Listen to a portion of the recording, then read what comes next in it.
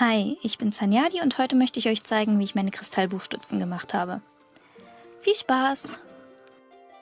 Vor ein paar Wochen habe ich in Google und Pinterest nach interessanten Dekorationsideen für meinen Bastelraum gesucht und bin auf diese Buntglas-Kristallbuchstützen von Lockhart Glassworks gestoßen.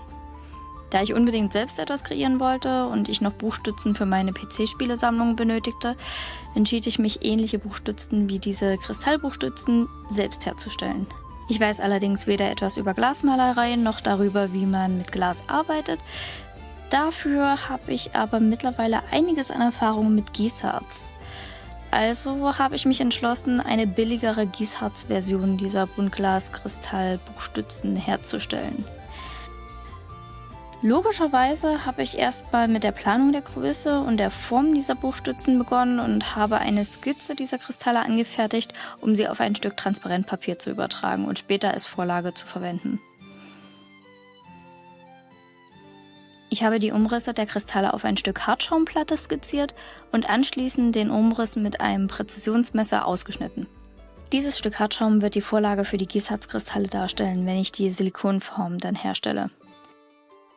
Da die Oberfläche dieser Kristalle glänzend und glatt sein soll, habe ich außerdem denselben Umriss aus einem Stück Klebefolie ausgeschnitten.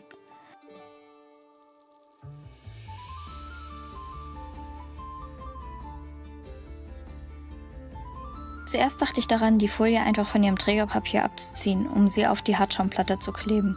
Aber ich hatte ein wenig Angst, dass sich beim Aufkleben Luftblasen zwischen der Folie und der Platte bilden würden. Also entschied ich mich für Plan B.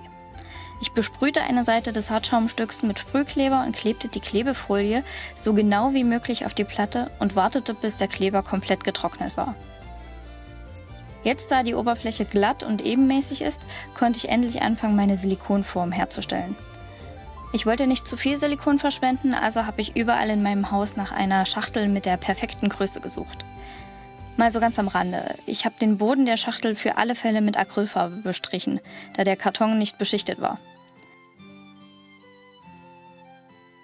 Nachdem alles vorbereitet war, nahm ich meine Briefwaage, einen kleinen Plastikbecher, einen Eisstiel und meine Flaschen mit 2 Komponenten Silikon und begann damit, die Komponenten A und B zu gleichen Teilen in den Plastikbecher zu füllen und sie mit dem Stiel zu vermischen.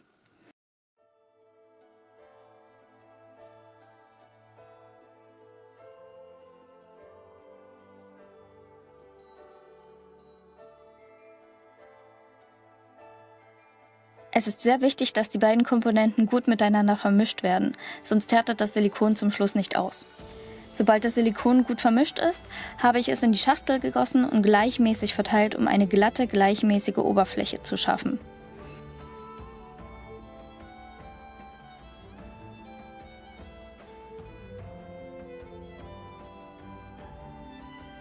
Um diese kleinen Luftblasen zu zerstören, benutze ich einfach meinen Eisstiel und fahre damit über die noch flüssige Oberfläche. Da das Trocknen dieses 2 Komponenten Silikons nicht lange dauert, musste ich nur etwa 20 Minuten warten, bis ich fortfahren konnte. Eine sichere Methode, um festzustellen, ob das Silikon ausgehärtet ist, besteht darin, die Reste des Silikons im Plastikbecher anzufassen. Wenn sie nicht mehr klebrig sind und sie sich ohne Probleme aus dem Becher lösen lassen, dann kann es weitergehen. Und um ehrlich zu sein, ist es immer ziemlich befriedigend, das restliche Silikon abzuziehen, nur um anschließend wieder einen komplett sauberen Plastikbecher zu haben. Okay, da das Silikon hart ist, habe ich eine weitere Charge der gleichen Menge Silikon gemacht. Sobald diese wieder gut vermischt war, habe ich meine Hartschaumvorlage zur Hand genommen und diese mit der glatten Seite nach unten auf das bereits ausgehärtete Silikon in der Schachtel gelegt.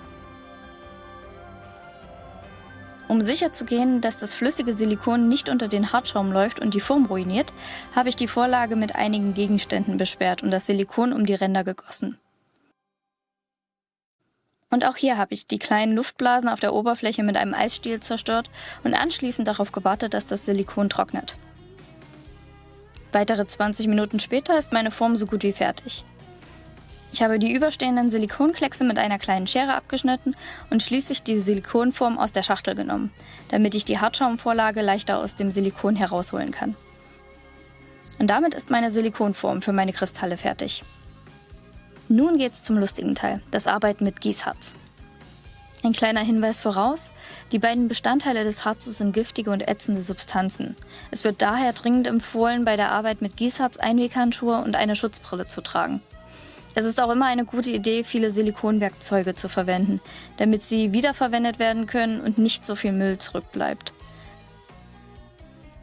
Ich verwende also eine Silikonbackmatte als Unterlage, nur für den Fall, dass ich beim Arbeiten etwas Harz verschütte. Außerdem benutze ich diese kleinen Silikonbecher, um das Harz zu mischen.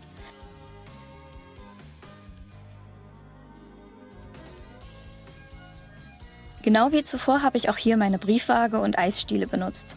Für das Gießharz habe ich die beiden Komponenten im Verhältnis 2:1 in meinen Silikonbecher gegossen und angefangen, diese richtig gut zu vermischen.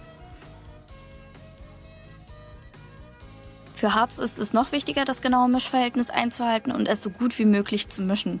Sonst härtet es nicht aus und das unfertige, nicht ausgehärtete Gemisch wegzuwerfen ist ziemlich schwierig, da es unter Giftmüll zählt. Deshalb sollte es also sehr gründlich gemischt werden, bis keine Schlieren mehr zu sehen sind.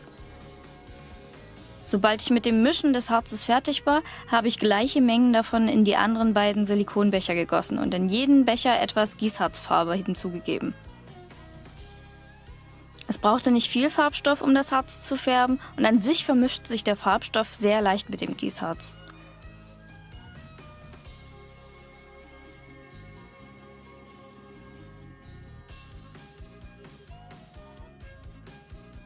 Sobald die 3 Gießharzmischungen in Blau, Violett und Rosa fertig sind, habe ich meine selbst hergestellte Silikonform wieder zur Hand genommen und begann, das Harz hineinzugießen.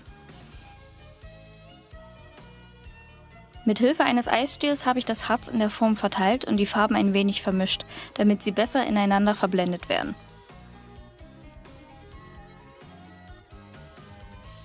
Kleine Luftblasen auf der Oberfläche können mit einem Feuerzeug zerstört werden, sodass das Gießharz glatt und eben ist, sobald es aushärtet.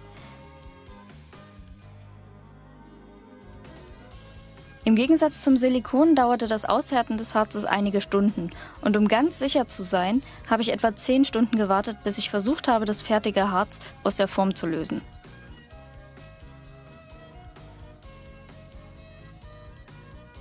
Für den zweiten Kristall bin ich genauso vorgegangen wie beim ersten, und nach so ziemlich genau einem Tag waren endlich meine ausgehärteten Harzkristalle fertig, sodass ich noch die Umrisse der Kristalle aufzeichnen konnte.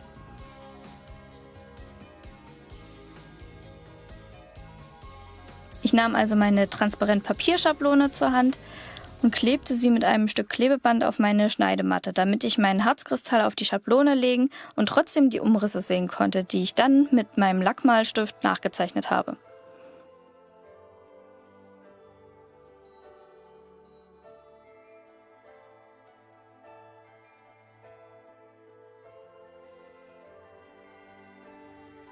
Sobald die Farbe trocken war, waren meine Kristalle vollständig fertig und jetzt musste ich nur noch die Basis der Buchstützen machen. Für die Basis habe ich wieder meine Hartschaumplatte genommen und mit einem Präzisionsmesser 4 15 x 15 cm große Quadrate ausgeschnitten.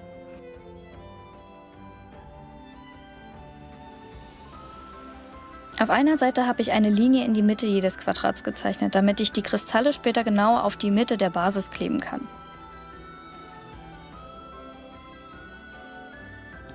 Ich habe Kraftkleber auf eine Kante jedes Quadrats aufgetragen und ließ es 2 bis 3 Minuten antrocknen, ehe die geklebten Kanten von je 2 Quadraten im rechten Winkel aufeinander gepresst wurden und ich sie stabilisierte, bis der Kleber vollständig getrocknet war.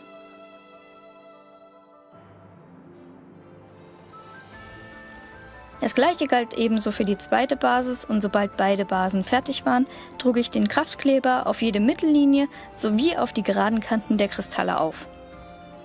Wieder ließ ich den Kleber 2 bis 3 Minuten antrocknen, bis ich die geklebten Kanten der Kristalle auf die geklebte Mittellinie drückte und es vollständig trocknen ließ. Sobald der Kleber trocken war, waren meine DIY-Kristallbuchstützen auch schon fertig und bereit benutzt zu werden.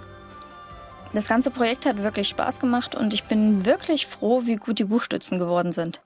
Sie sind hübsch, einzigartig und waren für mich auch wirklich nicht so schwer zu machen. Da ich viel mit Gießharz und Hartschaum arbeite, musste ich nicht einmal Materialien dafür kaufen und konnte sofort mit dem Projekt anfangen. Ich hoffe, ihr mögt diese DIY-Kristallbuchstützen und vielleicht seid ihr ja jetzt auch inspiriert, etwas Ähnliches selbst zu basteln. Damit wünsche ich euch einen schönen Morgen, Mittag oder Abend und bis zum nächsten Mal. Tschüss!